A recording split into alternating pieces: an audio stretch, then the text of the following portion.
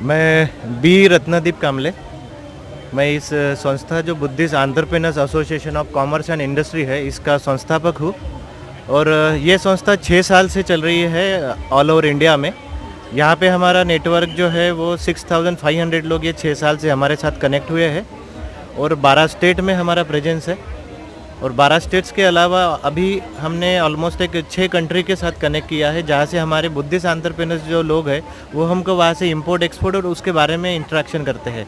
जो ये नेटवर्क अभी इंडिया के बाहर भी फैल चुका है। जो भी दर्शक अभी देख रहे हैं उसको अभी इस वीडियो को स्किप या बंद ना करें, क्योंकि आपको हो सकता है कि इस बात कर हमारी जो चर्चा, जो इन्फॉर्मेशन आपको मिलेगी उससे कहीं ना कहीं हो सकता है कि आपको एक रोज़गार मिल सकता है, एक बिज़नेस मिल सकता है।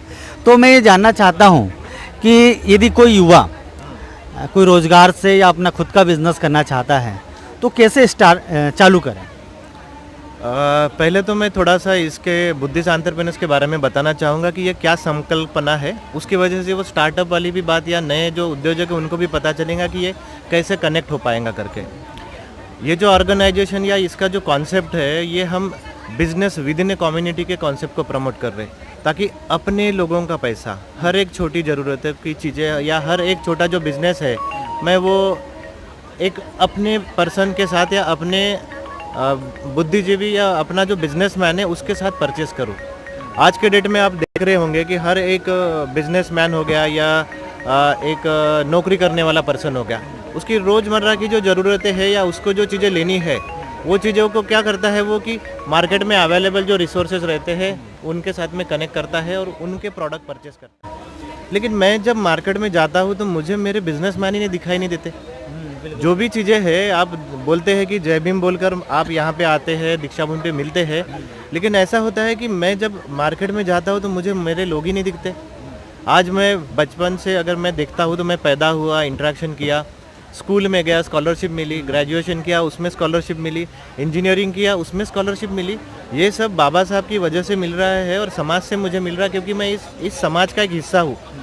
जब मैं इस समाज का हिस्सा हूँ तो मेरा ग्रेजुएशन होकर अगर मैं नौकरी करता हूँ या बिजनेस करता हूँ, तब मेरा कंट्रीब्यूशन क्या है मेरे समाज के लिए। तब मुझे पता चलता है कि मैं एक ज़्यादा से ज़्यादा 1000 रुपये का डोनेशन अपने कोई संस्था को देता हूँ या एक आध बुद्ध विहार का या एक आध ऑर्गेनाइजेशन को देता हूँ। तो मैं सोचा क्या ये समाज के लिए उस लेवल का हेल्पफुल है या कुछ और करना चाहिए। फिर सोचते सोचते ये पता चला कि ये जो बिजनेसमैन या अपना नौकरी वाला वर्ग है, क्या ये अपने पगार में से इतना सारा जो एक्सपेंसेस बाहर देता है। अगर कोई 1 लाख रुपए का पगार कमाता है तो नियर अबाउट 70,000 रुपये के आसपास का अमाउंट वो अपने दूसरे बिजनेसमैन के या दूसरे दुकानदारों से लेता है। क्या वहाँ से मैं 40,000 भी एक्सपेक्ट नहीं कर सकता? तो आप सोचिए कि एक पर्सन अगर वो 40,000 का बिजनेस दे, तो लाखों ऐसे जो जॉब करने वाले या बिजनेस करने वाले लोग हैं, अगर उन्होंने अपने बिजनेसमैन को ये अगर बिजनेस देना चालू किया तो हो सकता है कि 5,000 करोड़ का बिजनेस साल में अपने लोगों तक सर्कुलेट हो सकता है। इस रेफरेंस से मैंने अमेरिका में जाकर इसका प्रेजेंटेशन भी दिया था।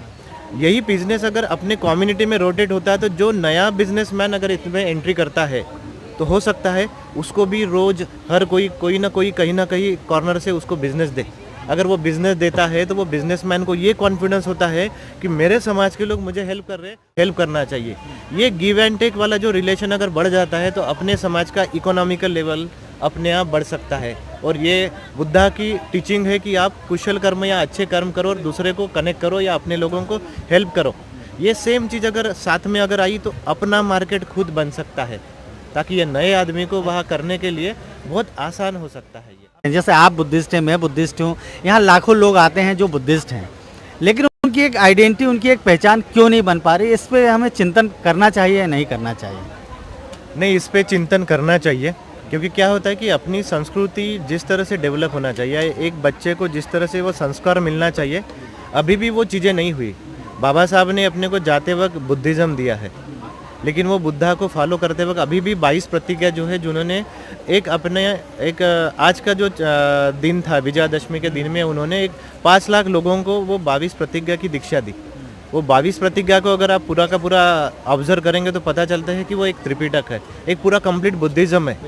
अगर वो ही लोगों ने अगर कंटिन्यूसली फॉलो किया तो उसके अंदर के जो आचरण या उनके बिहेवियर अगर चेंज होना चालू हो गया तो अपने आप ये बुद्धिज़्म धीरे धीरे सामने आएगा। क्योंकि आपके अंदर का वो एक इंसान दूसरे इंसान को कनेक्ट करने वाला जो बुद्धिज़्म का पाथ है, आप जो बहुत प्यार से या करुणा भाव से किसी को कनेक्ट करते, ये जैसे जैसे जागरूक होने लगेगा वैसे वैसे चीज़ें ये आगे बढ़ेंगी। हमारा ये एसोसिएशन जो है इसमें भी हम कोई भी पर्सन हमारे साथ आता है पूछता है कि मुझे क्या मिलेगा, तो मेरा सवाल ये रहता है कि आप पहले देने की कोशिश करो, आपको ज़रूर मिलेगा, क्योंकि कुछ ना कुछ देना उतना ही ज़रूरी है, क्योंकि उतना ही ज़्यादा इम्पॉर्टेंट है वो कनेक्ट करने के लिए।